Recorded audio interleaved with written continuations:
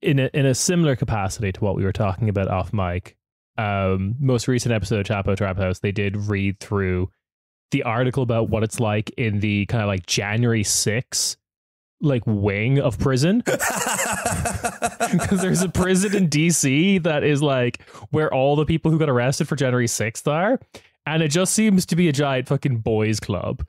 Well, yeah. Is it like the when what's his name from Golden Dawn ended up in prison and then ended up becoming like a YouTube star, like in prison? Yes, it is. So some of the things that are happening in there, if for anyone listening who doesn't listen to Chapo, which I non-zero number of people perhaps, so they have their own like theater performance thing where they do their own version of SNL, but like with jokes that they like and politics that they like. So it sucks like even more than regular SNL. They have a video podcast. I think 3 of them have like a video podcast from inside the. Oh yeah, they all have iPads in prison. What is this?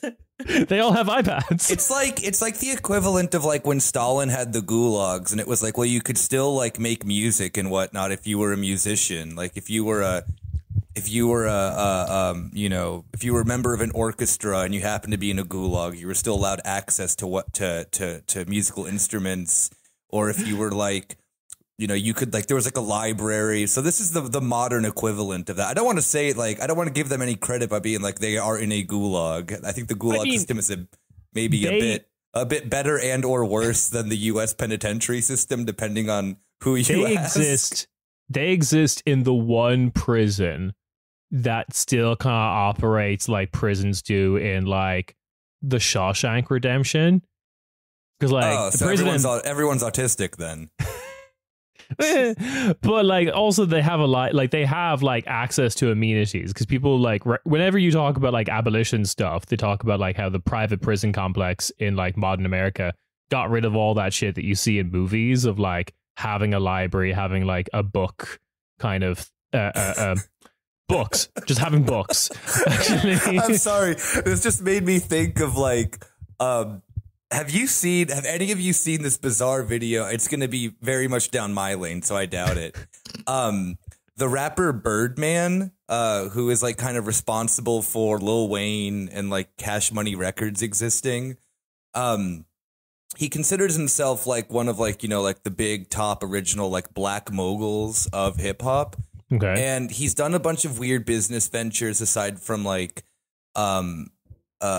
making a record company. He's also tried to make like an oil company at one point. He couldn't keep up with, just like he tried to make like wealth in any like way whatsoever. And so there's a video of him like meeting with prisoners, and they're all like, hey, we want to get books in the prison. And he's all like, fuck books gonna do for you. You need to learn how to make money or whatever. Oh my god, Jesus Christ. Well, then he like asked the prisoners, like, what do you want? I can help you with anything. And there's like, we want books. And he's like, the one thing. Yeah, the one thing. Yo, fuck books. Yeah. What's the second thing you want? Is it oil? I've gotten the small startup oil company going. Yeah. Fucking Christ. He's like, he's this man walked so RuPaul could crack his fast. Yeah, I know, right? RuPaul has been way more successful, I believe. I'm gonna frack. I don't know. Well, I mean, in the terms of like in the oil industry, you're probably right. Yeah, in the oil.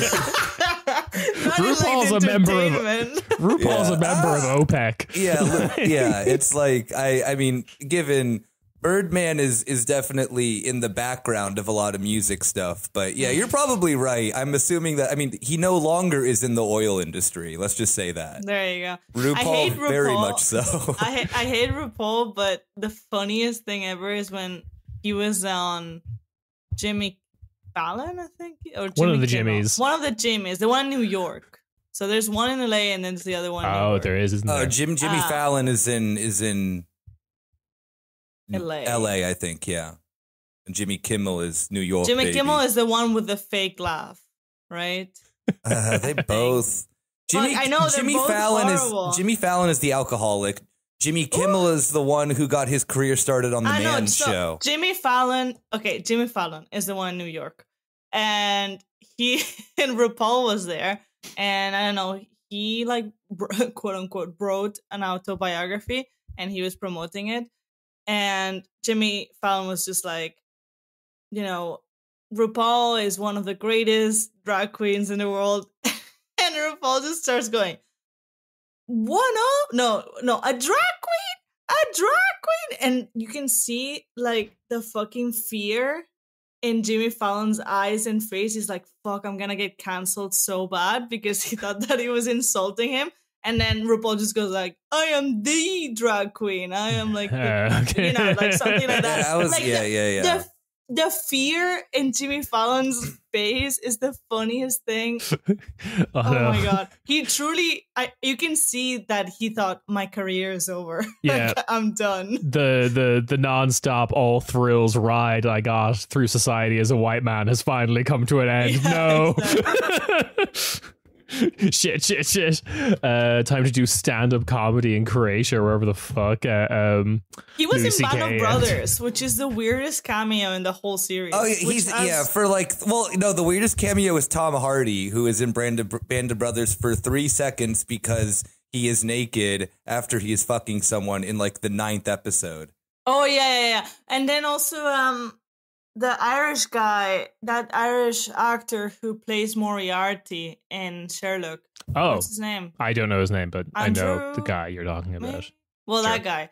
He is in it for like 5 minutes because he gets killed. Yeah, or Tom Hanks is also in it as a French soldier who executes a Nazi. Is Tom Hanks in it? Yes, No. Tom Hanks put himself in it as a French soldier. It is for Oh my god, I missed it. It is a 2-second scene. Trust me, every time I get the flu, I watch Band of Brothers because it's like a Me every Christmas, yeah. Yeah, It's Band of like Brothers season. Get your injections, people. Yeah, it's like, what am I going to do? I don't want anything new. I want something that then is, comforting and I'm used to. That's right, World War II. Exactly. I mean, his son is in it for like a bunch of episodes. Yeah, Chet. his son is the no. That'd be so sick if Chet Hanks was in Band of Brothers. No, his son is in the troops from the British colonies arrive, and it's Chet Hanks from the West Indies. No, the actual, like, the talented one, the actor. Yeah. And he doesn't look like Tom Hanks at all. Like, you could never. I was. I think surprised. he looks a lot like Tom Hanks. Really? They have the same like square head shape, but that's about it. Yeah, but he looks like Tom Hanks if you put Tom Hanks in like a microwave. What? Yeah. Sure, I'll take that. But that'd be so sick, though. That'd be so cool, though, if Chet Hanks was like, "Bomba clap, we taking down these Nazis." Yeah, I'd love it. I mean, historically it's not offensive because we're doing an impression of Chet Hanks. Exactly. Yeah, not the fine people of Jamaica. I was thinking about that, though, that Chet Hanks does embody like true whiteness in the sense of that there is the like suburban white urge to do Jamaica face. And I feel that like every American white person has been confronted with this. Like I remember it in high school. A lot of British people as well. Like when reggae hit London, Yeah, I just remember a lot of like there was always like a handful of like kids, like of white kids in high school who were just like a little bit too into the fact that they could do a pretty decent Jamaican accent. And it you know what? It's a part of white culture. I think that we should own it. White Anglo-Saxon culture, because I have no idea what the fuck you guys are talking about. This is like one of the few crimes Spain is exempt from. No. It's a language barrier thing, of course, because 100%, but it's like if it's the United States or the UK, you're fucked in this regard. You're gonna run into a lot of white boys in their like teenage years who think that that's like acceptable and cool, and then like the equivalent for Spain is probably like Cuba or something. Rosalia, just whatever Rosalia is doing. She's not. Well, whatever. We're not gonna get into that because I can. Do Spaniards go around like try like is there a point where they're like, oh, I'm gonna be cool and sound like I'm like Dominican or something like that? Not in a cool way, just in a like racist way. Oh, okay. They're not the old-fashioned way. Yeah. No, like like haha, what a funny accent. And then like someone does the accent or whatever. Maybe now the kids with all the influence from like big Latino, reggaeton and like new Latino singers and stuff like that. Maybe they just try. I have heard kids like use certain words that maybe South Americans would use and we wouldn't. Okay. But not with the accent, just the word. Okay, so you don't have like 13-year-olds going around trying to like talk like El Alfa or whatever. No. Okay. No. That'd be so sick though. God, that would make me cringe so hard. I would probably like combust. I'm sure like you can always find out the only way to reverse engineer these things is going through the various like dubs of The Simpsons. I was like, was there a character in The Simpsons who was like doing like the Chet Hanks thing of just like white guy putting on Jamaican accent, and then what happened in the Spanish dub? Like what did they make? What did they turn him into? Was it like they made him Cuban? Yeah, probably, yeah.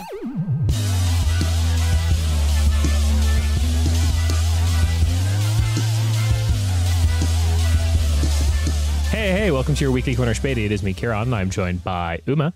Hello. And Nick.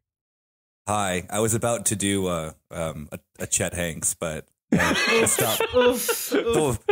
The suburban white urge almost got me. We need to take us back to the post was going around the internet there of like people talking about how great Alien Ant Farm's cover of Smooth Criminal is. And I mean, it is. It's cool. It is a great cover. And the woman who tweeted that, like quote tweeted that, described it perfectly, which is what happened to the Malcolm in the Middle genre of white people. Which is we're still here. We've just grown up now. I think I'm going to become a return guy for that culture. Just everything. I mean, I've seen that all. I've seen the like return person exist for like white men wearing affliction shirts. So why not then that? I think that's probably next Gyrovision is with my sequined suit jacket. I have underneath it a No Fear t-shirt where the No Fear logo is sequined, but the rest of it's just that'd black. Be sick. I don't know if No Fear was really into the sequin stuff, but there surely were a lot of like bro this brands. Is a custom job again. Oh yeah. Like bros really liked sequins. I don't know why. It's a little iffy. Yeah, but there's a specific era we have to return to, which is just like Malcolm in the Middle, Alien Ant Farm, like turn of the millennium, right before the era of punk goes crunk. Yeah, because then that turned bad. That turned real bad real quick, which convinced a bunch of white people to on a recording published by a major record label to say the N-word, and it was not okay. Yeah, again, the suburban white urge. Or I guess in that sense, it's like, because all those bands are from like the Midwest. It's like the Midwest urge to do that. Yeah. But I don't know. I mean, you can do that. I'm going to try to find, I mean, maybe I'll match next Eurovision and I'll get what also extremely straight white men thought was the straightest thing ever of sequence jeans. I'll get some of those. Uma's looking very. You don't know this? Maybe you're too young Obviously for it. Not. Yeah. I'm from another country and I'm younger. Like the whole like Ed Hardy affliction attire thing. All those men were like who wanted to go fucking slay pussy in the club were all wearing like sequence jeans. Oh, I remember this. This didn't make it across the Atlantic, but Good I do remember. You, yeah. I remember it from music videos. Yeah. Yeah. It was. These are ugly. Well, I mean, yeah. Like, do you expect the type of men to wear these jeans to have taste? No. But I'm glad they're not coming back with the weird Y2K wave They are. You're just missing it. Well, good. Blissful ignorance. It's been remixed, right? Like it's all kind of like it's put through the filter of time. Like you see what people do when they're like, oh, this is what the 80s were like, and then you look at actual photos of the 80s and it's like, not really. It's like an intense version of it. Yeah. So that's happening again. Anyway, speaking of problematic things, we're just going to do up top a quick roundup of Germany being on one in relation to Israel, Gaza, because we want to keep up to date with this, but we can't let it dominate every episode, basically. So let's just do a quick roundup of that fucking speech Annalena Baerbock gave. Oh, I thought we already talked about this, but no, we didn't actually. No, we missed it. It was yesterday? Yeah, we recorded just before she made that speech, basically. Yeah. So this is why all this shit is coming way too fast. My first reaction is don't wear all black when giving that speech. Just don't do that. That's like a bad idea. Just when you're giving the speech justifying attacking civilian targets and saying that's actually okay and it's cool and that's what Germany stands for, I believe, is what she ended that speech with. Mm-hmm. Don't be wearing all black and also a bit of leather.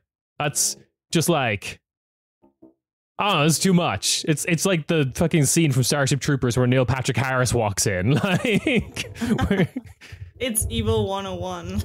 Yeah. What you didn't see too is that she had a big long trench coat too. Just a pop of color. Yeah, red. Oh no. A different one.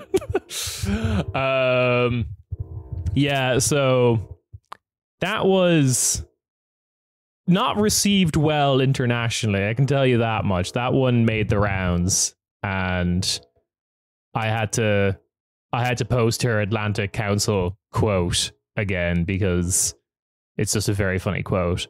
I just love the fact of whenever she kind of like does these big things that because she did this, like, whenever people like push against her or like, you know, they like get a microphone and they'll be like, hey, why are you doing this? She always is like really whiny about it. You know, like she always comes from this position of like, we hate doing this. And then like lies. Like I remember like one time when then like activists like approached her being like, why is Germany sending weapons? And she's like, we aren't. And then, you know, kind of does this whole thing of like, oh, like this very lib thing of like, oh, well, your dumb, stupid mind doesn't understand what my big green brain, you know, that can contort itself into various shapes and such. Yeah, like I really got that vibe from when she was doing this speech at the Bundestag, because it is always this like very typical talking down to like anyone who opposes this of like, oh, like, see, well, we know what's the right thing. I saw a thing too from then where Thilo Jung had like an interview with a member of the German government for like human rights. Yeah. And was just like, oh, well, we don't have an official report that genocide's happening. And Thilo Jung is just like, are you like fucking kidding me? And just like continuously lists off. And it is all this thing of like, well, you know, technically, because in this weird little thing that we're going to nitpick, it technically isn't being called this one thing. Or like the one journalist guy who was like to what's her name, Albanese, who was like, have they written down that they're doing genocide? Like, that was insane. Yeah, it's like that just showed how Germans like think though. Yeah, they're like, we did it this way. Why hasn't anyone else thought of it? We documented everything. Yeah. So why are they not? Where is the IDF's genocide Trello board? Exactly. Yeah, where's their Pinterest site? Yeah, like, setting up the mood board for. I think what was most interesting about the international outcry to Baerbock's speech was seeing people find out in real life that she's not from the ADF. You know? Yeah, that she's like people were like, wait, she's supposed to be a Green, and we hear like, yeah, she is. Yeah, that's just kind of what the it Greens just shows are you like. how the Greens are. Yeah, like I this. had people on my Instagram posting on their stories saying that they voted for her back in the day, and that they supported her run for chancellor, and because she was supposed to be a Green, and and look at her now, and it's just like, well, that's just how the Greens have been this whole time. There was just not the escalation of violence that we see now in Palestine. Yeah, Annalena Baerbock ran on a campaign, remember, of no more weapon shipments, which is like wild. But this is why it's so funny to like, and to like Nick, your description of like, oh, we have to do this. Like, I think a part of it, especially for the Greens, is like they genuinely think they do. Yeah, like, they are the true believers. We talked about this the other day. Well, not even true believers as such, but like everything about them has like everything about their agenda has just been like set for them, kind of thing. Like, yes, they initially ran on like no more weapons shipments in the 2021 campaign, the Superwahl, and like that entire media narrative was just like hitting the Greens with a stick over and over again, like swear your love to NATO. And then they got an opportunity to prove their love to NATO, which they have, they've done that now. And now, like, I do kind of believe that, like, they're just kind of getting bullied into all of this.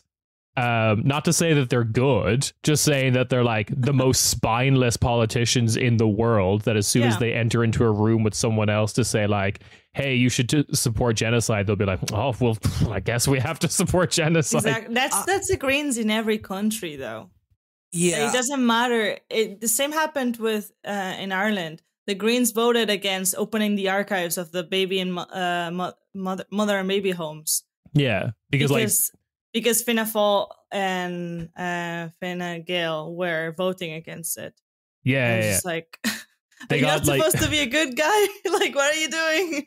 They got bullied by like the weakest people in Ireland. It's like, don't get me wrong, I think it's a weird psychosis where I think they become believers and really big supporters of it because they think they have to, and it all just gets blended together where, like, basically what I'm coming down to is they don't believe in anything and thus are just going with the horrible flow. I strongly disagree with that sentiment. I think that the Greens, if we were to look at this maybe like a year or so ago, particularly with then the position of theirs like to NATO and stuff like that, fine, maybe there's like a discussion there of like that the Greens will kind of, go with whichever way the wind's blowing. They were quite popular. They, even though they were against weapon shipments, they understood in their perspective the war against Russia as like an existential crisis for Europe, which is, very heavily giving into the US narrative of things. But I think this time around with Israel, I think that that's deeply ingrained within the modern Green Party. I don't think that it's I don't think that they've had to have like debates amongst themselves. The people of the Greens who were not on board with it left the party, or like voluntarily left the party, weren't like kicked out or whatever. Yeah. And I think that those people have kind of then seen that the Green Party, in it being spineless in the past, has allowed itself to then, transform into this pro-war, pro-NATO, pro-West party. But the Israel issue for them, because it is the people who vote Green too, who are like committed members of it, are very much like card-carrying Western European liberals too.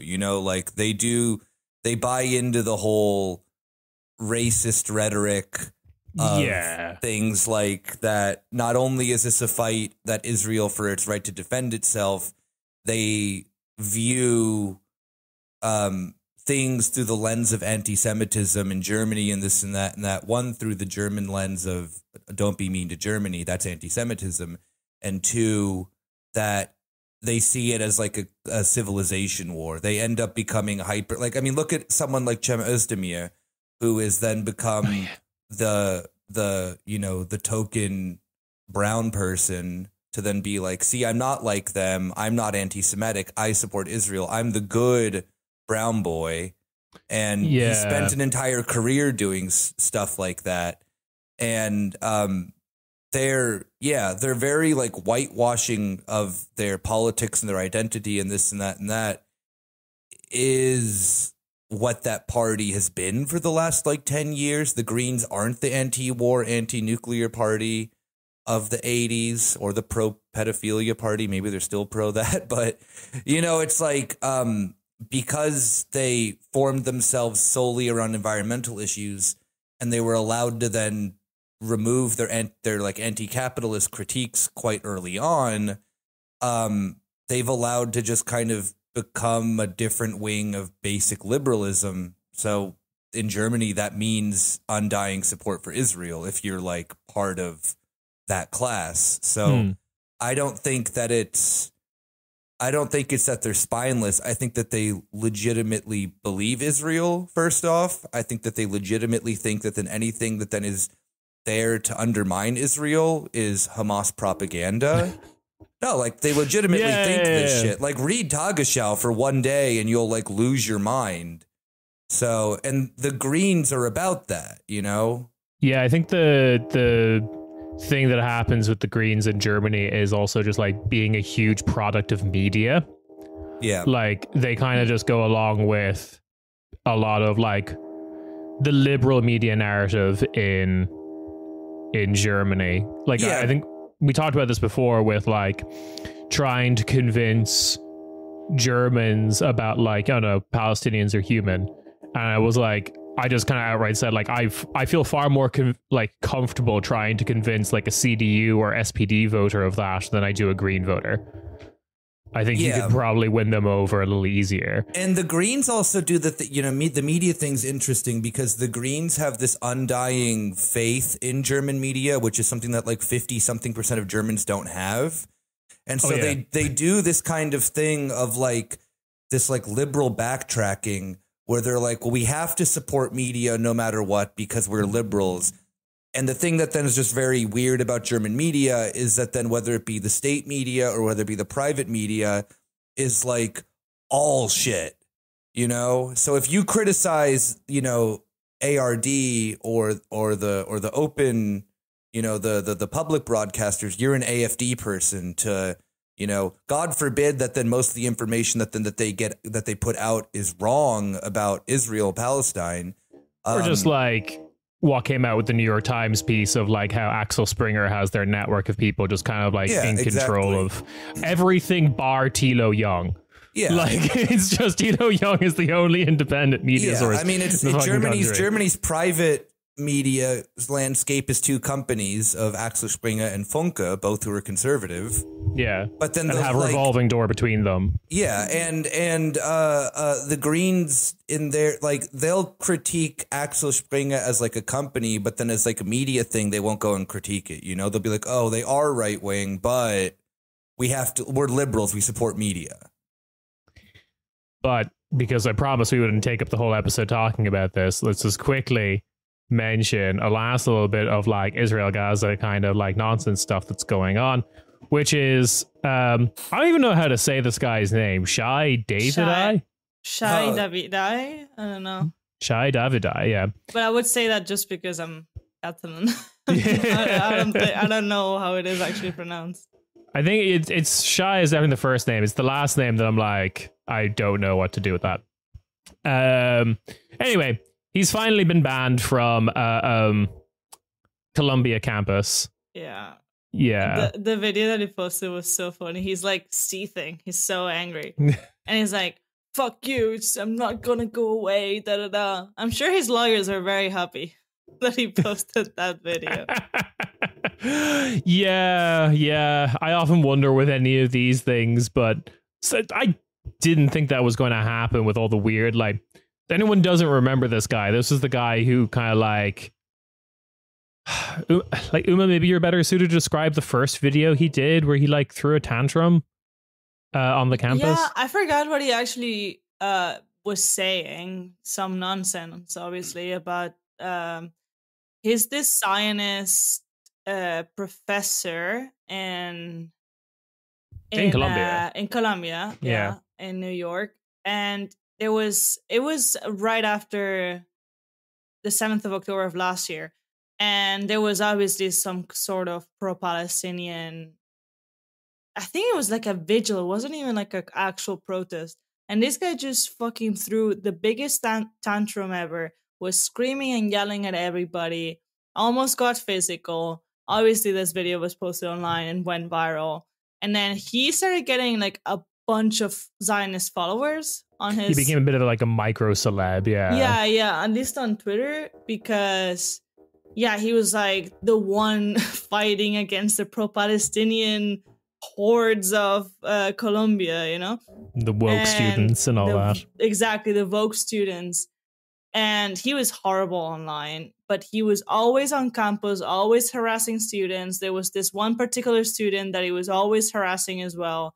And she became kind of a micro celebrity on the other side because it's just influencers versus other influencers. Yeah, and mind you, in Colombia, it's where, you know, the students were thrown skunk. What's it called? Like it's this gas. It's this disgusting gas that just like sticks to your clothes and hair and skin, and it just smells so bad. Like it's kind of banned, but some Zionist like crazy people just threw at them, and Davide was just obviously mocking these people. Yeah, and he is not even a tenured professor, so I thought, oh, he's not even teaching really. And he had no class. Well, obviously not anymore, but he had no class when he was there every day being like, you know, harassing students. And finally he's been, because there was some altercation a couple weeks ago on the anniversary, and finally they have fucking banned him from entering campus. Yeah. Which, it's a win. It's quite funny. We'll take it. All right. I'm going to move us on to our main topic for the episode, which is something that's kind of like been boiling under the surface, or like we've kind of talked about briefly, but let's talk about it more in detail now, which is the kind of like Italy-Albania deal, which now everyone in Europe is super horny for and wants to do it themselves. So for anyone who doesn't know what I'm referring to, last November, Giorgia Meloni, fan of the show, Prime Minister of Italy, signed a deal with Edi Rama, the Prime Minister of Albania / Nepo baby. His dad designed Enver Hoxha's mausoleum. He was like kind of in the inner circle of the Communist Party of Albania. Yeah, they signed a deal saying that like refugees and asylum seekers will be processed in Italian-run facilities on Albanian soil. Which there's a lot of things to unpack with the deal, so I'm just going to go through some of the details, some of the actual like little bits. So the deal called for about 3,000 men to be processed a month at these facilities. There's no way. Italian run? Oh, no.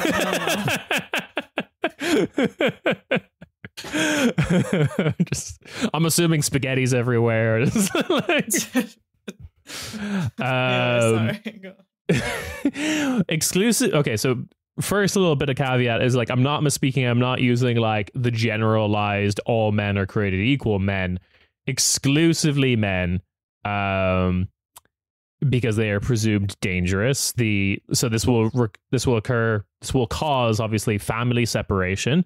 Any families that go across, the men will be taken to Albania while the women and children are processed in Italy.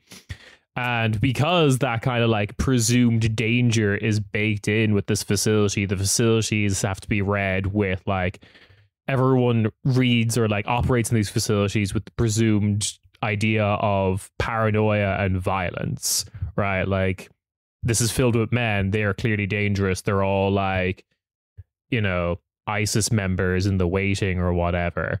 Therefore, that gets to rationalize and justify whatever abuses I do as Giuseppe border guard. Imagine thinking this is like an Albanian or an Italian of like, oh, there's a special third man who's worse than us. Like, oh, we'll get into the what New Yorkers usually refer to as the Muslim mafia in a bit. Which is the Albanians, by the way. So these facilities opened last week. So there are 3 facilities so far. First one, an application processing center with a capacity for 880 asylum seekers. The second one is a pre-deportation center with a capacity for 144 people. So this is supposedly a holding area for your asylum has been rejected. We are going to send you back to wherever we think or know you came from.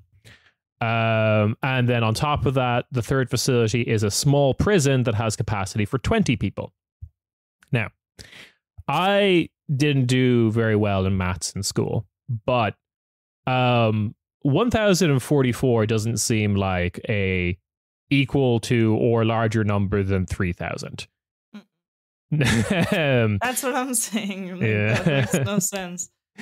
So we're probably in the same vein as like Moria in Greece. We're probably going to see some sort of horrific overcrowding situation if this actually like works as promised. Mm-hmm. The second 2 facilities, which, like I said, basically seem to serve as holding areas for we're sending you back. And prison, I'm assuming, is for if they do something wrong, air quotes around that. But I'm assuming once capacity has been filled on the 144 person facility, the prison is going to start getting used. And all of that gets like bogged down in further bureaucracy, you know, jokes about Italian bureaucracy aside, getting the like third countries to repatriate these people is usually quite difficult and is like a lengthy process. Like getting the government of like the Taliban, a government that your country doesn't recognize, to take back a bunch of people is not like a lickety like quick process that you can, you know, keep those numbers turning in these facilities. How? My God. Honestly, like, because this is just common sense, right? It's just, as you said, actual bureaucracy aside, speed of, you know, bureaucratic workers. The other governments need to be okay with this, like these people coming back to their country. Mm-hmm. And that will take ages, or they will just say, no, we don't care. We don't want them. Yeah. So who didn't think of that and said, yeah, we want 3,000, we want to process 3,000 people, but, you know, our facilities are only for 1,000 something. Yeah. It's just such common sense. Whatever. Sorry, it's just yeah. Well, the other side of this is like the you know, this is probably working as intended, right? The situation, like we're getting a lot of footage now, like over the last couple of days, we got a lot of footage of the facilities because this is the best time to take footage of the facilities when they're nice and squeaky clean. Recently built, no one has ever really set foot in them apart from like possibly a mobbed up Albanian inspector. Or a mobbed up Italian inspector, actually. Both countries have problems with this. To be fair. Solidarity. Yeah, this pan-Adriatic mobbed up. So, yeah, this is like, they all look squeaky clean and pretty reasonable or whatever. Like, I've been in hostels that look worse. But, like, I'm probably not going to be in a hostel where they're trying to fit in like 66% more capacity. Not even, sorry, no, I'm doing my maths wrong. 200% more capacity into these buildings. So like, it's going to become a fucking nightmare pretty soon. And knowing the politics of Maloney, that's probably intentional. Now.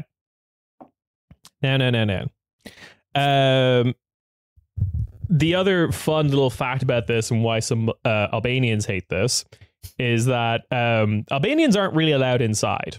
This is... Is it Italian territory? It's not legally Italian territory, but like you have to be a member of the Italian border guard to like get into the facilities, and to be a member of an Italian border guard, you have to be an Italian citizen. I'm going undercover, guys. They're invading Albania. That's what I'm hearing. Yes. Italy is invading Albania. Yeah, and we'll the second part of this like fun segment we're doing here, we'll talk about like the government of Edi Rama, but it's it may not surprise you to learn that one of the main criticisms from the left of Edi Rama is that he is a comprador. Yeah, so but the Albanians, as a part of this deal, have agreed that Albanian security will exist outside of the facilities. So just like... How many people might have to pay off to get in here? Jesus Christ. Albanians and Italians, you can't make it any worse. No, they're expensive. Yeah. And the Albanians want all the bribes in euro, and all the Italians want the bribes in dollars. Like, it's so fun. Yeah, so but I know something that'll speak the language of both of them. A brand new used Mercedes. Brand new used. Recently used. Yeah. Third. Don't you want to be the third owner of this Mercedes? Yeah, it was 400,000 miles. Now it's 200. Well, I had to drive here, obviously. All right. So Amnesty International has kind of like on their report on this, because, you know, this should say, as of recording, we are recording on Wednesday, the 16th of October. The first 16 men are arriving today at these facilities. 10 Bangladeshis and 6 Egyptians, who were intercepted supposedly in a boat from Libya that managed to make it into Italian territorial waters. So they, like, you could watch it live on Euronews. I saw some of it.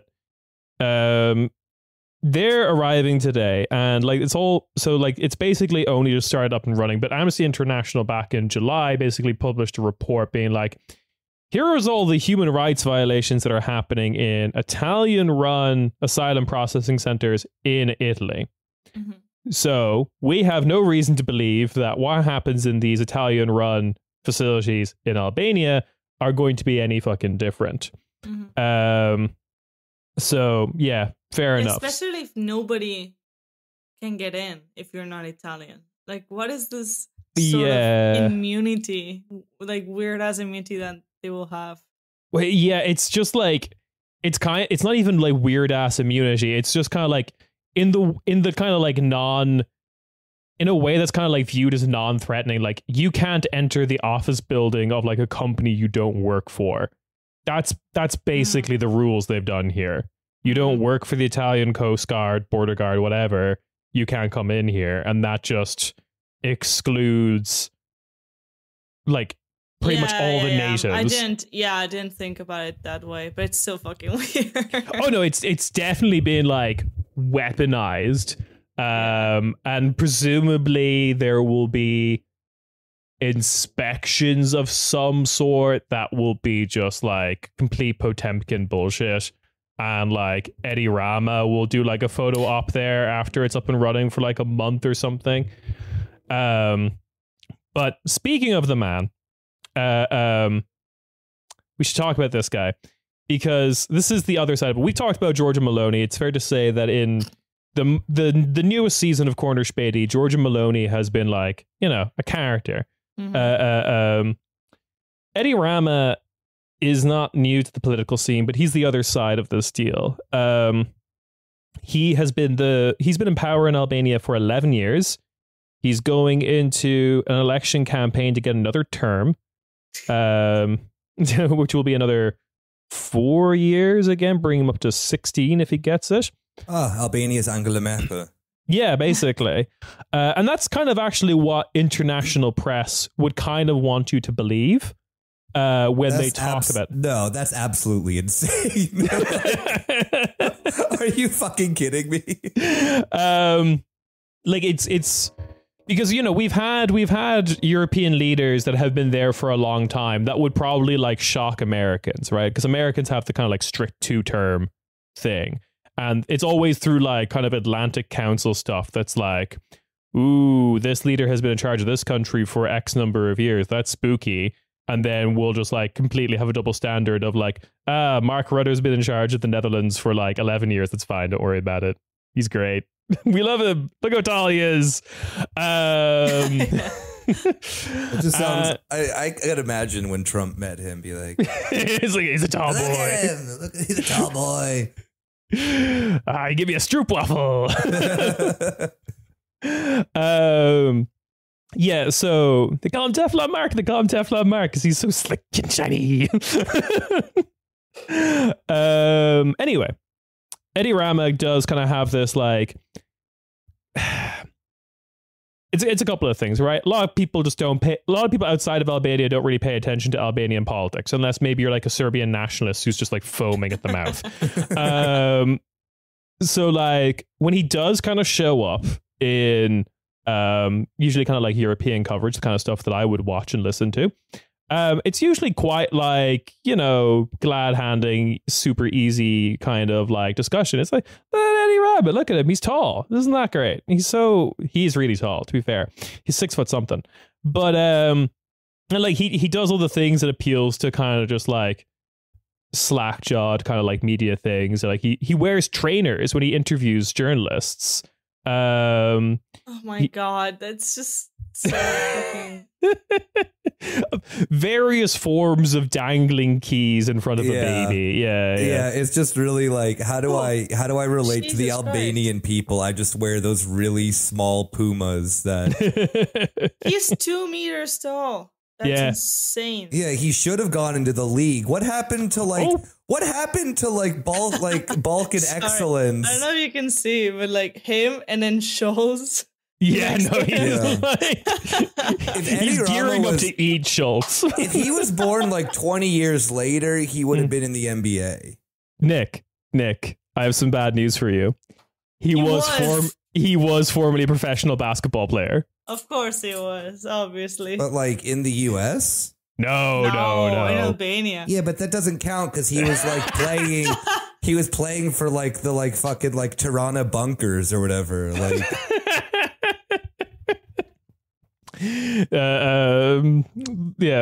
Oh, that'd be fun. I wish we had more like American style sports team names. Just something like the Madrid Phalangists, and it's like, oh no.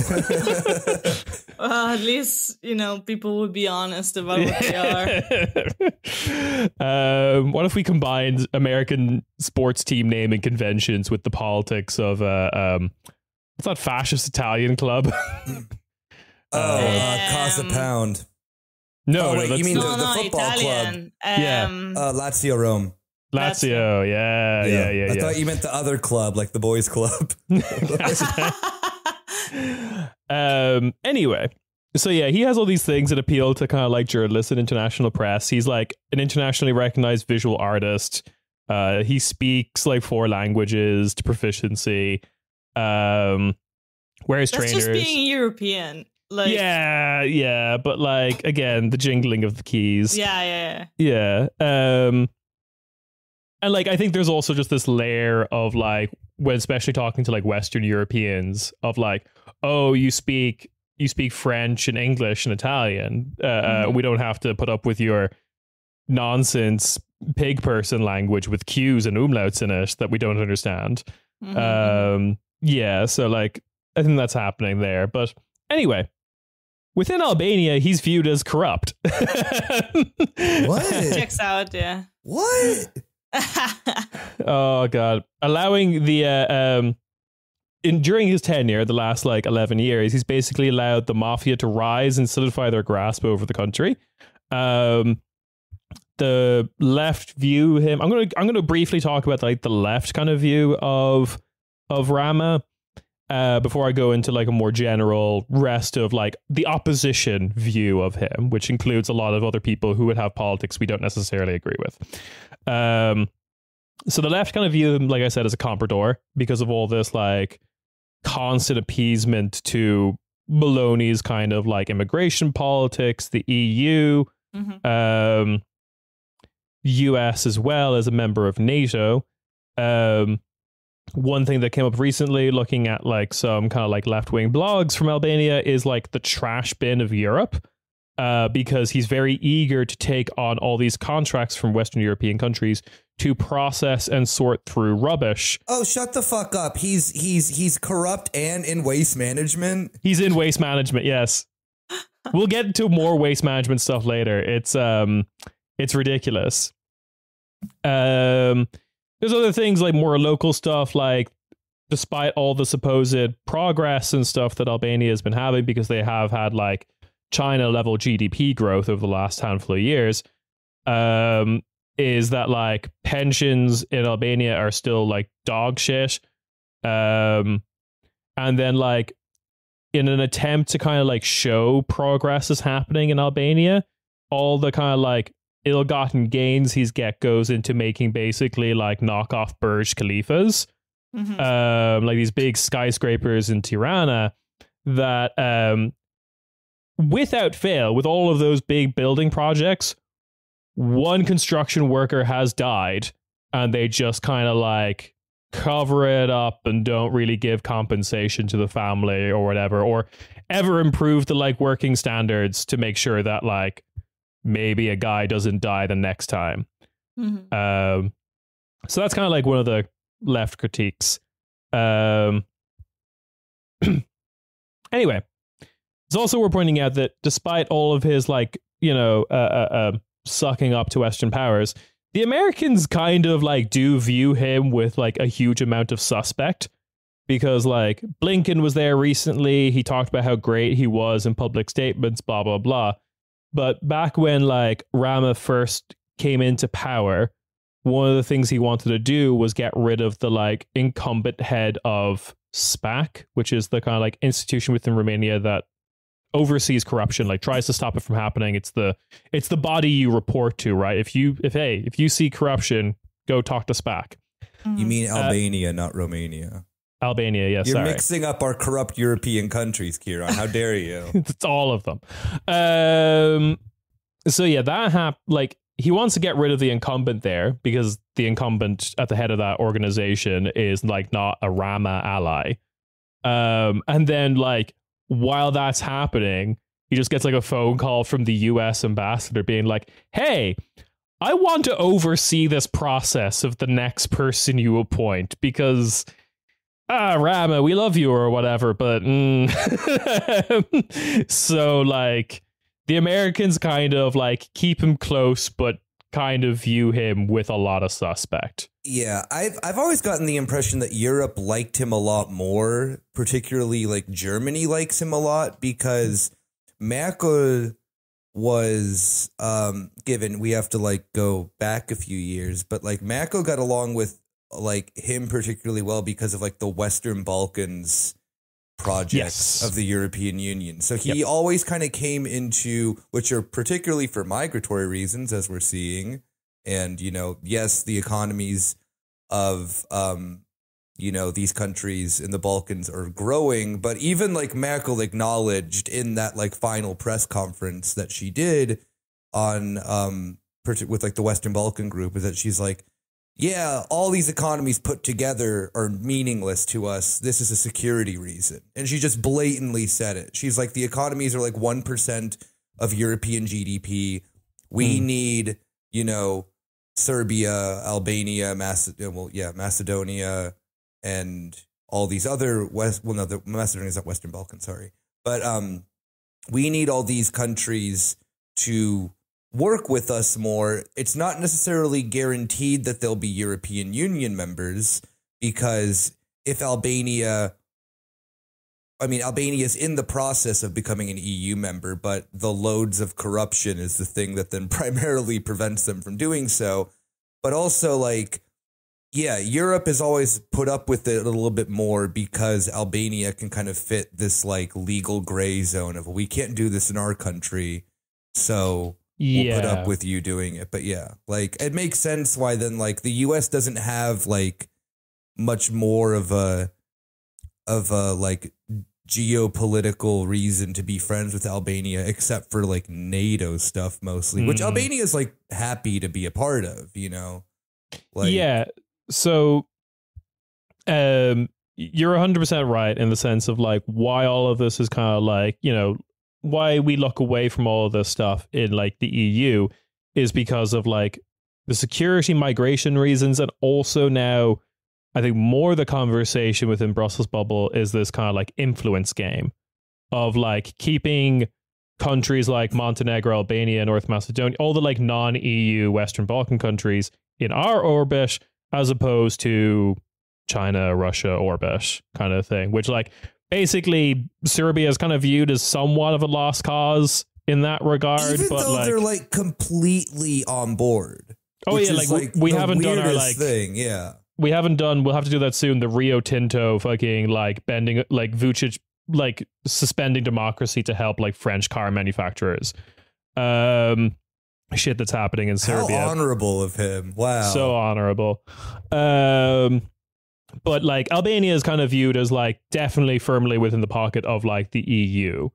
In the way that like, say for example, Moldova wouldn't be. Like Moldova is like a coin toss basically. Of like there is half the population or whatever that really wants to be in the EU, and then there's half that really wants to be like Transnistria too.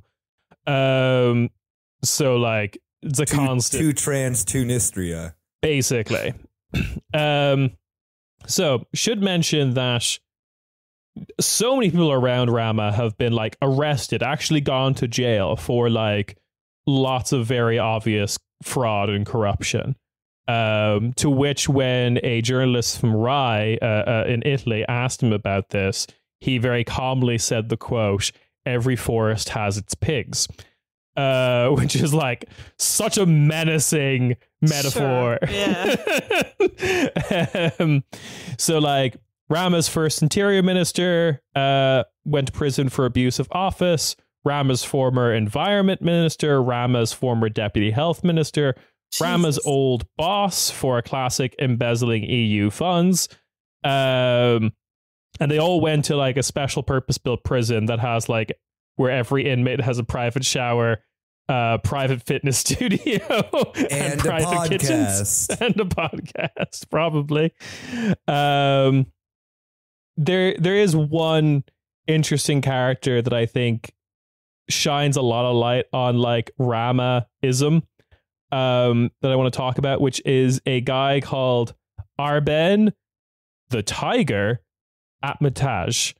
That's such a sick name. You already know he's evil, though.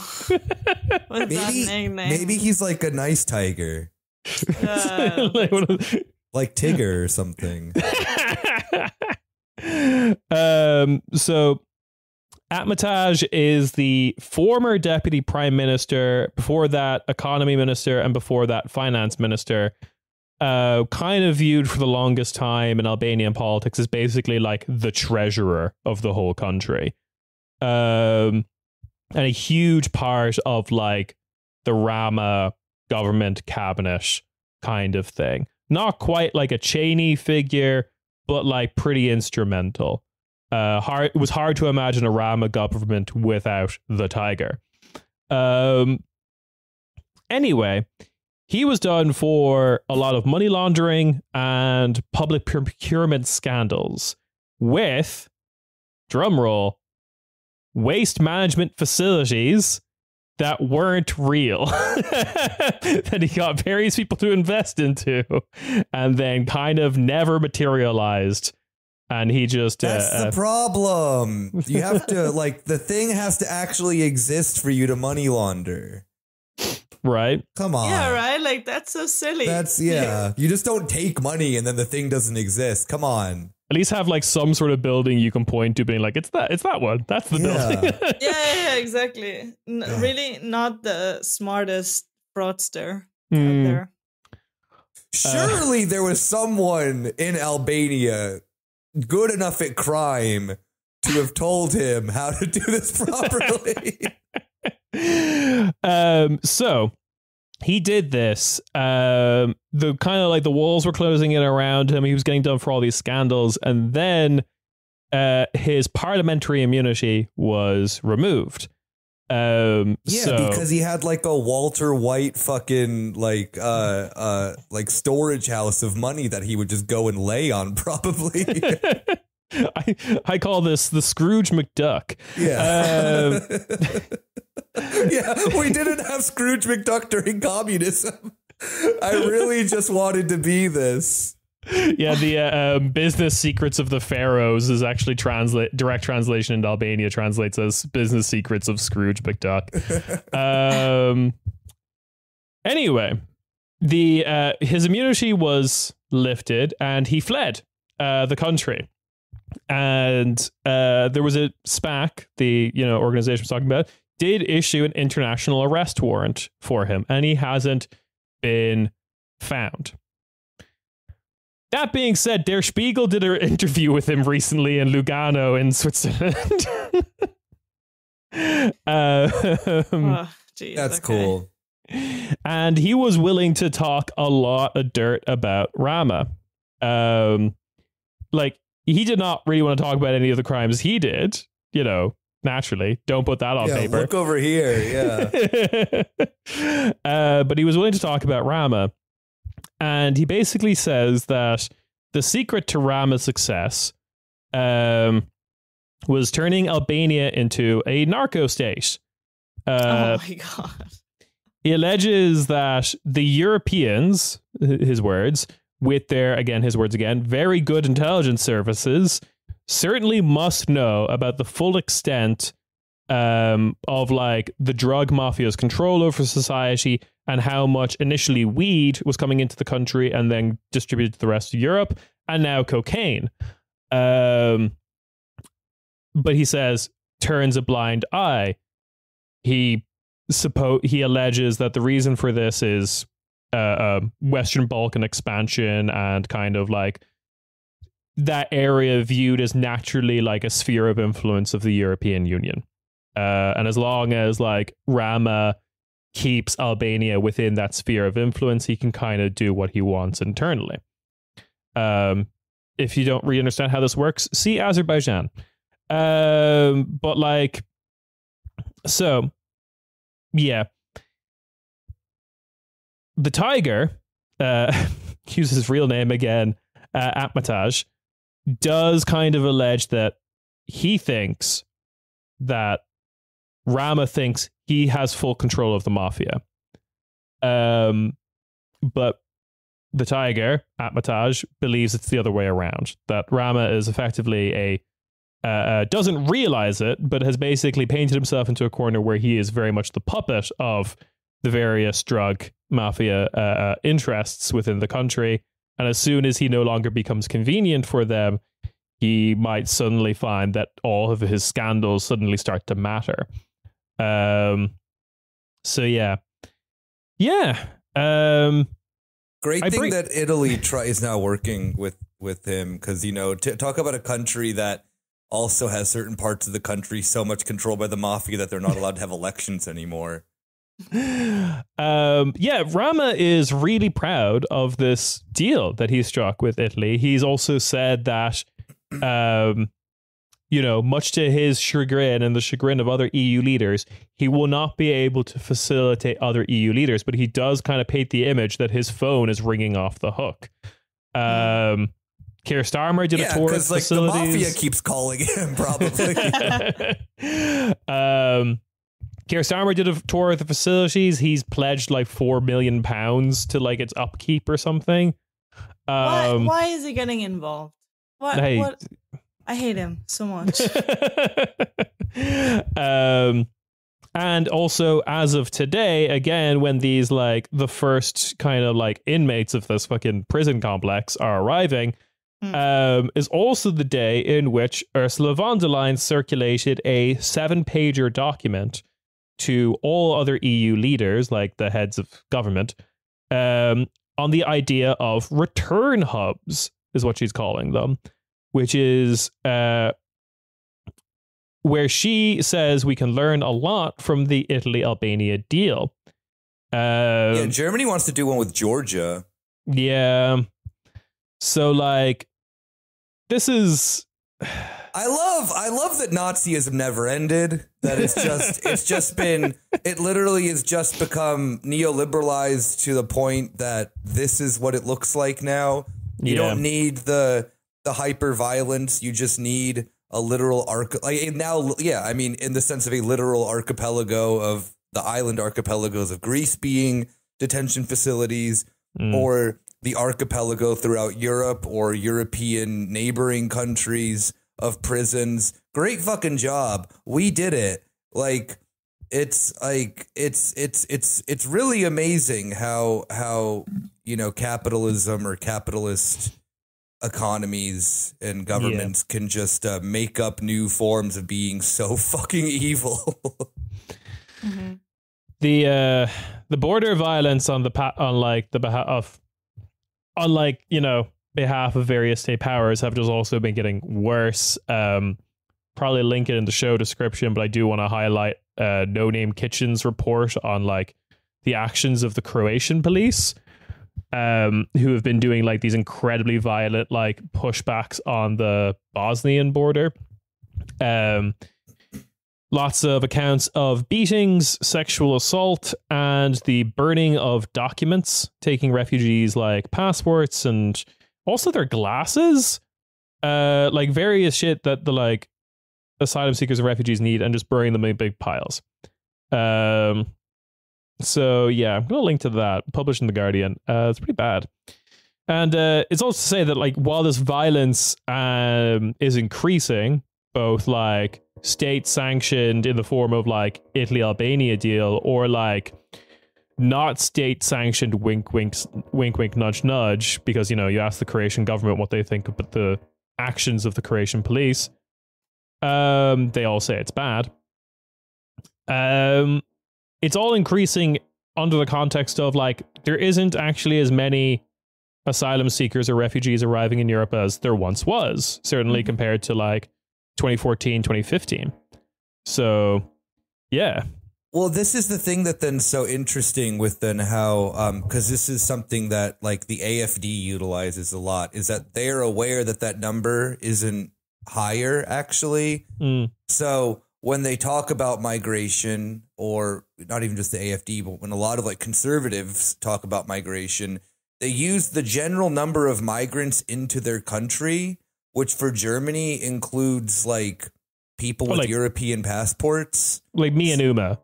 Yeah, and myself. Yeah. Yeah, all three of us would count.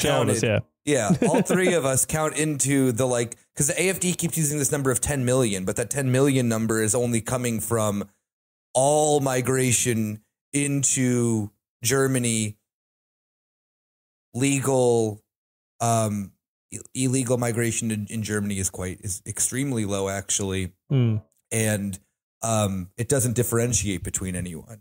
And it's the thing, too, of like, you know, at the end of the day, groups like the AfD don't want any migrants at all, which is just like hilariously stupid for so many different reasons. But that number continuously gets like touted around, at least in Germany. You know, it's like broken containment, and you can like definitely fake this, you know, the horde of migrants thing just by doing really bad, like using really horrible data or just inaccurate data. So yeah, like I mean, like the realities of why Europe is having to get worse with these situations is just like so absurd, because Europe already got through its worst of its so-called, you know, migration crisis during like 2015. Whether they like did it well or not is of course up to debate. But yeah, it is a bit like ironic that then that migration's actually like toned down quite a bit into Europe, and we're getting these like hyper draconian policies. It would have made sense in 2015, you know, like when Orban was doing his shit and not allowing migrants to go through Hungary. It's like, it's horrible, but like, you know, it like fit the time period in a way. Yeah. Now that's like, it's like everyone is such a fucking loony that. Well, basically, yeah. What you're saying is that like it doesn't match material reality. Yeah, exactly. But it's just, it's so like weirdly, like it's just bizarre to me, like how the levels of these like conspiratorial like thought processes, like end up so normalized in high forms of government throughout Europe, not just amongst the far right, but amongst the like so-called, you know, well-minded liberals. It's like they're probably too spouting out the bullshit data that like the AfD goes by, and to some degree or whatever in their country, like Poland. Look at the Polish example from last week. You know, Poland is so horny just to shoot migrants, it'll make up anything whatsoever. With that, that's been another episode of Quarter Späti, and we will catch you on the bonus feed. Ciao, ciao.